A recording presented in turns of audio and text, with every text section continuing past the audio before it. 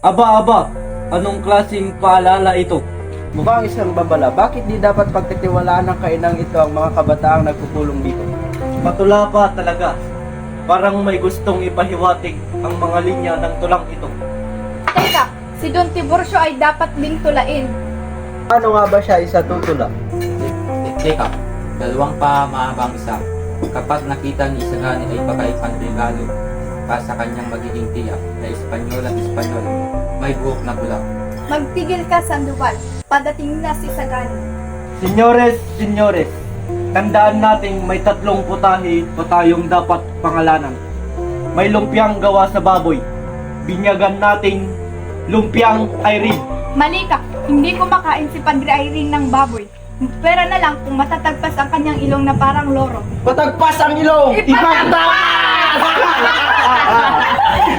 Respeto mga kasama, kunting respeto. Ang ikatlong putahe ay turtang alimasan. Iaalay sa mga kurang. Mukha silang kumipisay na hipon, di ba? Kung gayon, tatawagin natin itong Turtang Kura. Tortang Kura! Kaapat naman na putahe ay ang pansit gisado. Ialay natin ito sa bansa at sa pamahalaan. Alay! Ialay! Tutol ako dyan! Respeto ang opinyon ng bata. Ito ay ating ialay kay Chito Quiroga, isang incheck na tungtungan ng kayamanang Pilipino. Huwag sa kanyang maitim na buti. Tahimik, may nagmamangman sa atin. Mga minamahal na kapatid, katulad ng isang kabalyero, naririto ako at matapang na humaharap sa inyo. Bastos na today!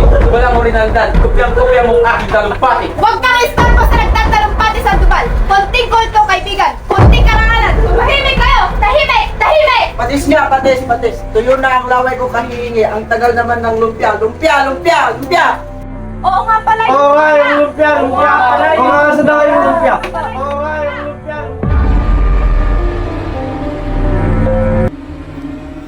Manahimik kayo. May nagmamanman sa atin. Isang katulong ni Padre Sibil. Sino ikaw mo?